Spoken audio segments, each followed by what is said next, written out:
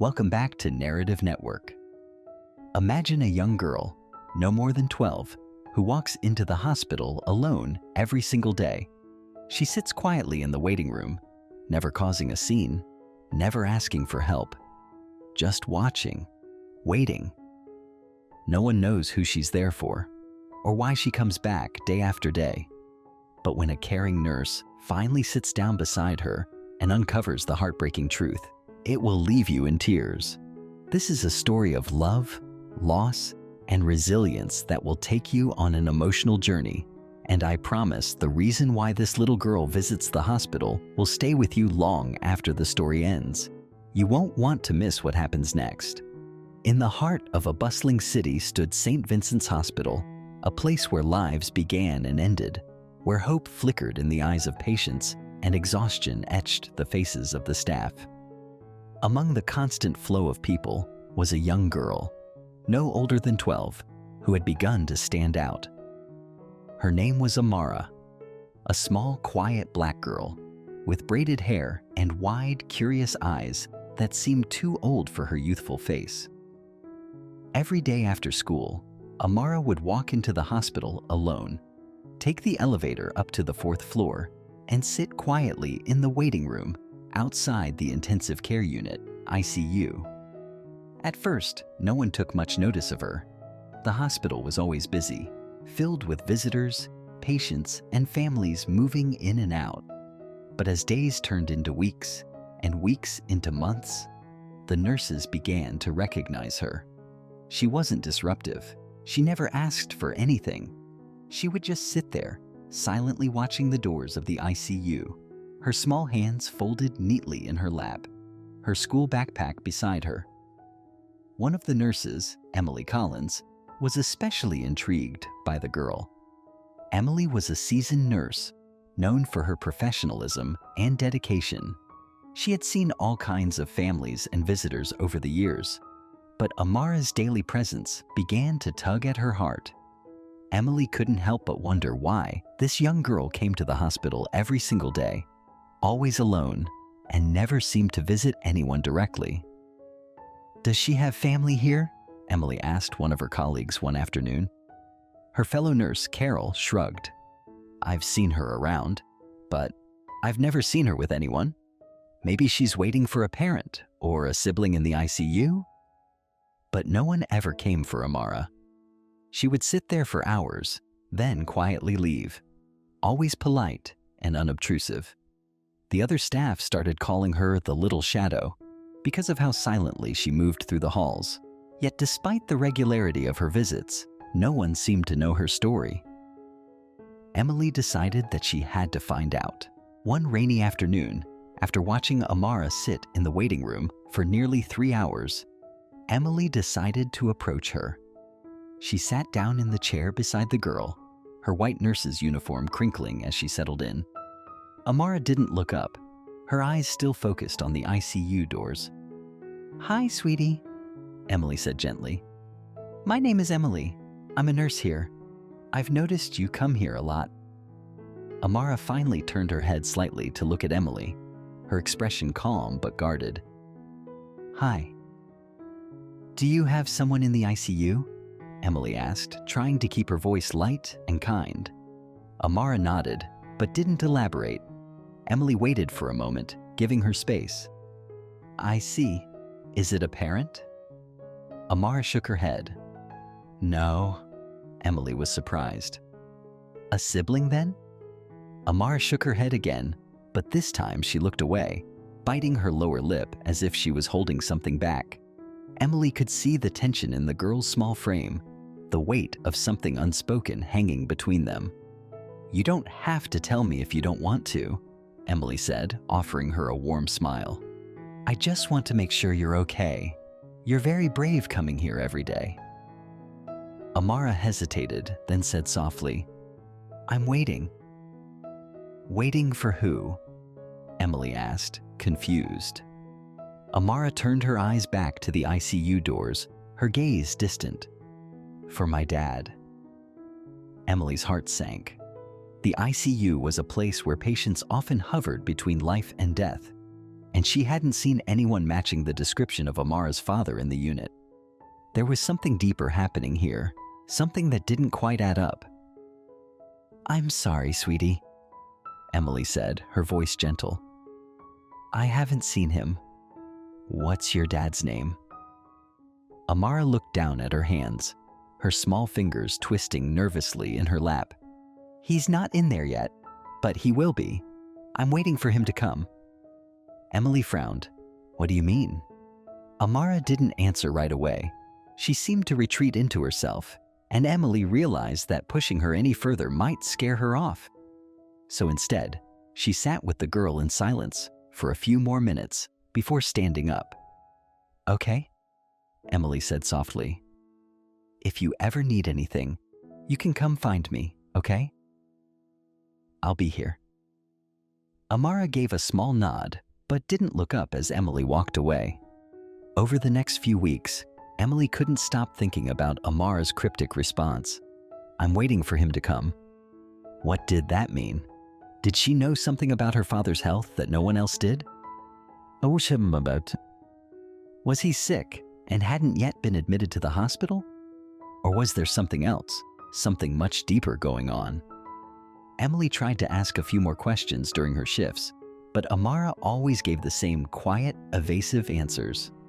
She continued to show up every day, sitting in the waiting room with her backpack, watching the ICU doors as though any moment they might swing open with her father inside. One evening, after her shift had ended, Emily found herself lingering in the hospital lobby, watching as Amara slipped out into the rainy night once again, alone. She couldn't shake the feeling that there was something she was missing, that there was a deeper pain behind this girl's silence.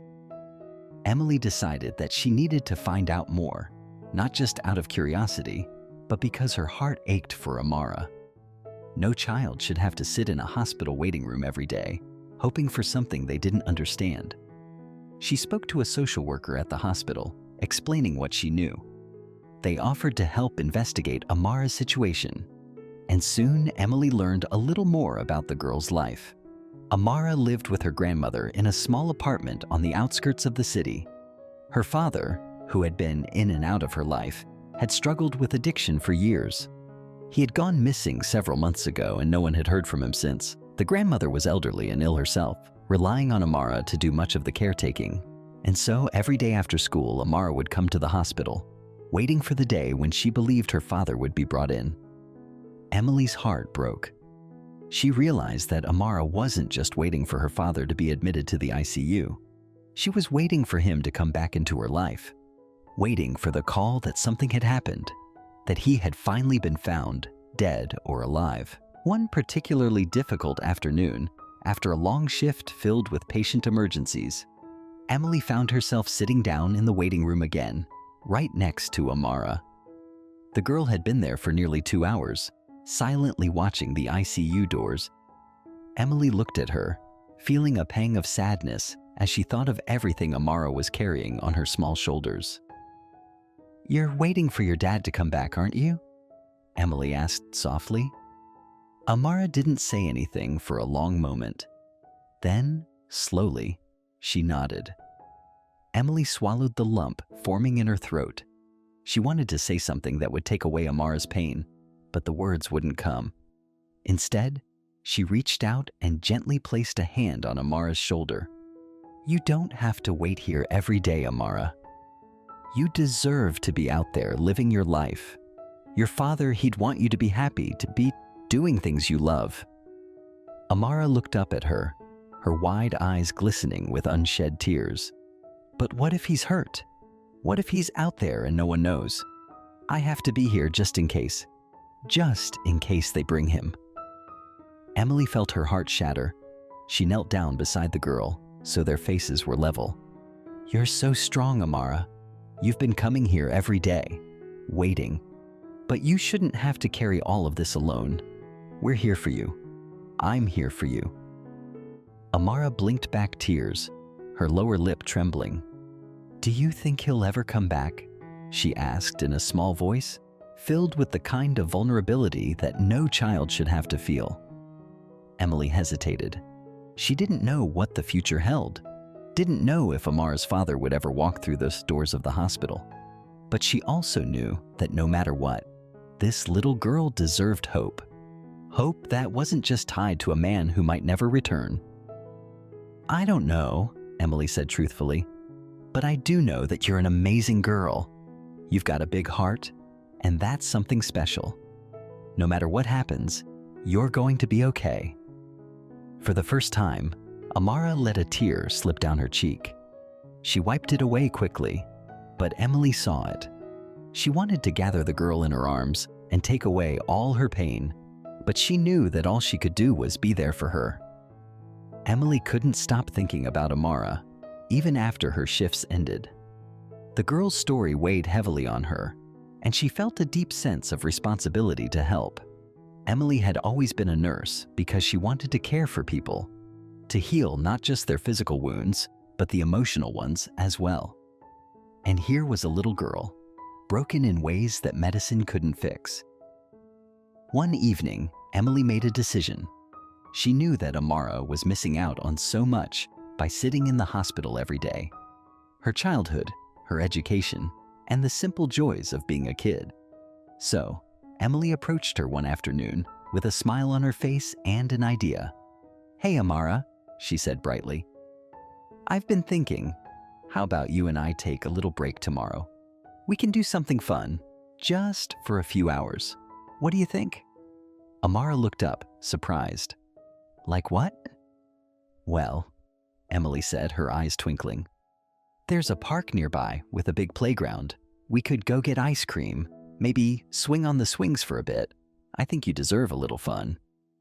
Amara hesitated, unsure. "But what if they bring my dad while I'm gone? I'll tell the front desk to call us if anything happens," Emily reassured her. "I promise we won't miss anything important. But you can't stay here all the time. You need some fresh air?" After a long pause, Amara finally nodded.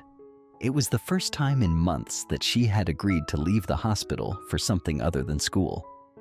The next day, Emily and Amara went to the park. They ate ice cream, laughed on the swings, and for the first time, Emily saw a glimmer of the childhood that Amara had been missing. It wasn't much, but it was something. A small act of kindness that gave Amara a break from her waiting, even if just for a little while. As weeks passed, Emily continued to take Amara out for small breaks, trips to the park, ice cream runs, even a visit to the local library, where Amara's love for books began to shine through. Amara was still waiting for her father, but slowly, she began to open up more, sharing stories about her dad from before his addiction took over. "He used to take me to the park too," Amara said one day as they sat on a bench. "He'd push me on the swing so high, and I'd laugh because I felt like I was flying." Emily smiled, though her heart ached. She wished she could promise Amara that her father would come back, but she knew the reality of addiction. The chances of him returning, healthy and whole, were slim. One day, as Emily walked into work, the hospital's social worker pulled her aside. She looked somber, and Emily's heart sank. "I have news about Amara's father," the social worker said quietly. "He was found, but he didn't make it. He passed away from an overdose a few days ago." Emily's world seemed to tilt. She felt an overwhelming sense of grief, not just for the man who had lost his life, but for Amara, who had spent all this time waiting for a reunion that would never come. That evening, Emily sat with Amara in the hospital's waiting room, her heart heavy with the weight of what she had to say. She had spent the entire day dreading this moment, trying to find the right words, but there were no right words. How do you tell a child that the one person they've been waiting for is never coming back? "Amara," Emily began softly, her voice trembling, "there's something I need to tell you. About your dad." Amara looked up, her eyes wide with hope. Emily's heart broke all over again. "He was found," Emily said gently, her hand reaching out to hold Amara's. "But he's gone, sweetie. He passed away." For a moment, Amara just stared at her, as though the words didn't make sense. And then, slowly, the realization hit. Her lip quivered and tears filled her eyes. "No," she whispered. "No, he can't be. I've been waiting. He was supposed to come." Emily pulled Amara into her arms as the little girl finally let out the sobs she had been holding in for so long. Emily held her tightly, whispering words of comfort, though she knew they couldn't take away the pain. In the weeks that followed, Amara's visits to the hospital changed. She no longer sat in the waiting room, watching the ICU doors, but she continued to come. This time, to spend time with Emily and the other nurses who had become like family to her. Emily helped arrange grief counseling for Amara and her grandmother, and over time, the young girl began to heal. Amara's father may not have come back, but she found something she hadn't expected in the hospital: a support system, people who cared for her, and a chance to reclaim her childhood. She began to spend more time outside, reading, drawing, and even playing with other kids at the park. And though her heart still ached for the father she had lost, Amara was no longer waiting. She was moving forward. Years later, Amara stood at the entrance of St. Vincent's Hospital. No longer the small, quiet girl who had once waited alone. She was now a teenager, tall and confident, with a smile that radiated hope. Emily stood beside her, beaming with pride. The hospital had become a place of healing for both of them. A place where Amara had learned that sometimes the people we need most aren't the ones we wait for, but the ones who show up when we least expect it. Amara took a deep breath, clutching the small bouquet of flowers in her hand. She was here to visit someone special today, a nurse who had taken care of her grandmother during her final days, someone who had been there for Amara when her world had fallen apart. As she walked through the familiar halls of the hospital, Amara felt a sense of peace. The waiting was over. Her heart had found its way home. As Amara grew older, her bond with Emily and the hospital staff deepened. St. Vincent's Hospital, once a place of sorrow and uncertainty, had become a second home to her. The walls that once held her grief now echoed with memories of support, comfort, and healing. The more time she spent there, the more she realized how important the people in hospitals were. Not just for the patients, but for their families too.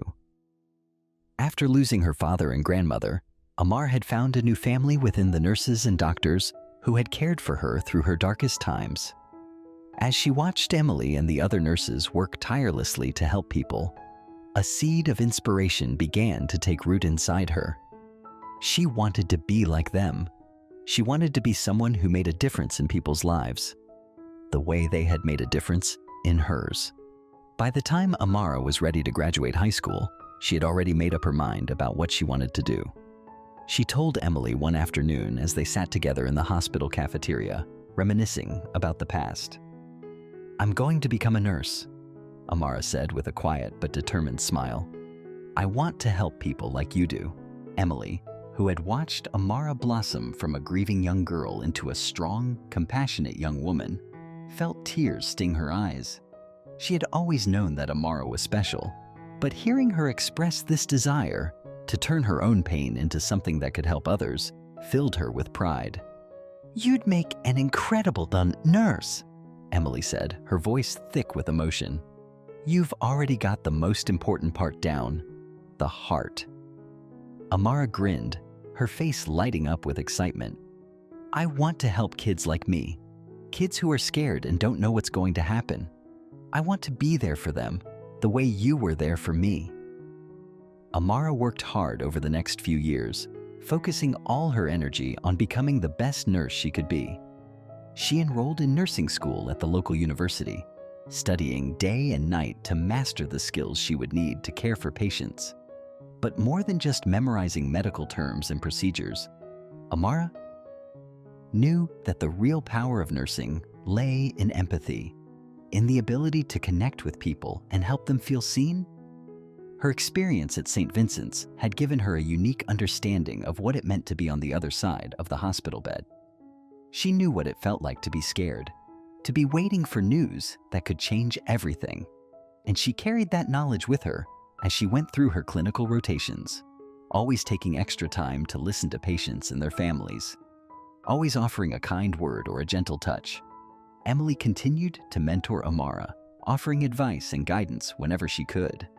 Amara's journey reminded Emily of her own early days as a nurse, full of hope and uncertainty. But Emily knew that Amara had something special, a resilience and strength that came from her past, from the hardship she had endured and survived. Through her studies, Amara found herself drawn to pediatric care. She remembered the long hours she had spent in the hospital as a child, feeling like the world was too big and too overwhelming to navigate alone. She wanted to be there for children who were going through similar experiences, to offer them comfort, guidance, and hope. After years of hard work, Amara graduated from nursing school with honors. The day she walked across the stage to receive her diploma, she saw Emily sitting in the audience, clapping with tears in her eyes. Amara couldn't help but smile. It felt like her journey had come full circle. She had gone from being the lonely girl waiting in the hospital to standing tall as a nurse, ready to dedicate her life to helping others. Not long after her graduation, Amara applied for a position at St. Vincent's Hospital, the place that had shaped so much of her life. Emily, now a senior nurse, was thrilled to see her former mentee come back not as a visitor, but as a colleague. It was a rare and beautiful moment of triumph, not just for Amara, but for everyone who had been a part of her journey. Amara's first day as a nurse felt surreal. Walking through the familiar halls of the hospital, she felt a rush of emotions, pride, gratitude, and a deep sense of purpose. She had come so far, and now she was ready to give back. Her first assignment was in the pediatric ward, where she immediately connected with the children. There was something about the way Amara spoke to them, something about the warmth in her eyes that made the kids trust her. She understood their fears, their anxieties, and their hopes in a way that only someone who had once been in their shoes could. One day, while checking on a young boy named Malik, who had been admitted for a chronic illness, Amara sat by his bedside as he nervously fidgeted with the blanket. "Are you scared?" she asked gently, her voice calm and reassuring. Malik nodded, his small face scrunched with worry. "I don't like being here. It's scary."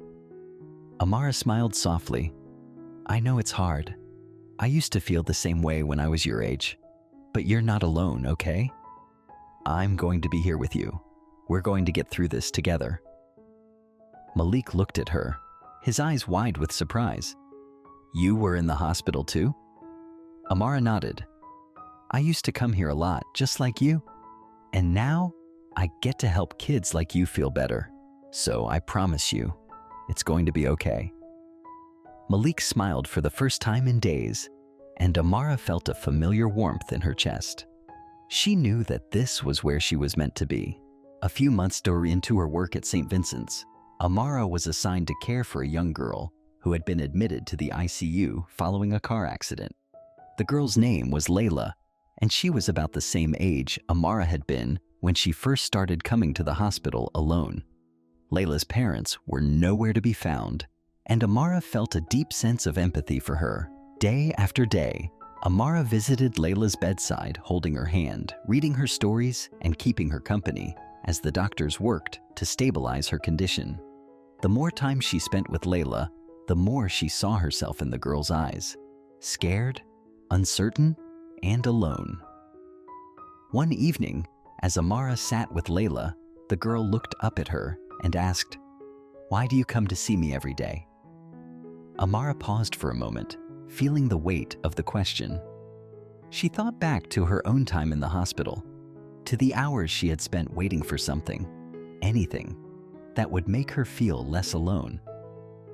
"Because I know what it's like to be here," Amara said softly. "I know how it feels to wait, and I don't want you to feel like you're waiting alone. I'm here for you, just like someone was there for me when I needed them." Layla's eyes filled with tears, and she squeezed Amara's hand tightly. "Thank you," she whispered. At that moment, Amara realized that she had truly come full circle. She had spent so much of her life waiting for her father to come back, waiting for answers, waiting for hope. But now, she wasn't waiting anymore. She was the one offering hope, the one providing comfort, the one helping others find their way through the darkness. Emily watched Amara blossom into one of the best nurses St. Vincent's had ever seen.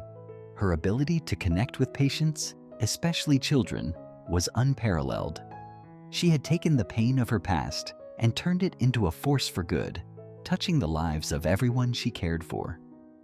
One day, as the two women sat together during a break, Emily turned to Amara with a smile. "You know, I always knew you were special," she said softly. "But seeing you now, I'm so proud of you." Amara smiled, her heart swelling with gratitude. "I wouldn't be here if it weren't for you," she replied. "You showed me that it was okay to let go of the waiting, that there was more to life than hoping for something that might never come." Emily's eyes glistened with tears. "You were the one who did the hard part, Amara. You chose to keep going, to find your own way. And now look at you, changing lives every day." Amara smiled, knowing that her journey was far from over. There would always be more patients to care for, more children to comfort, and more opportunities to make a difference. But now, she wasn't waiting for something to happen. She was creating change with every small act of kindness, every touch of compassion, every life she touched. Years passed, and Amara continued to work at St. Vincent's, becoming a beloved figure not only among her patients, but also among her colleagues. She went on to become a mentor, just as Emily had been for her, guiding young nurses through the challenges of their careers, teaching them the importance of empathy and patience. Amara's story became an inspiration, a testament to the power of resilience, love, and the ability to transform pain into purpose. She had come to the hospital as a young girl, lost and waiting for something that never came. But in the end, she found something far more important than what she had been waiting for. She found herself, her strength, and her calling. And for every child who walked through the doors of St. Vincent's, Amara was there, waiting, not for something to happen, but to offer the hope, comfort, and love that she had once longed for herself. Thank you for watching. If you enjoyed this video, don't forget to subscribe for more exciting content. Share this video with your friends.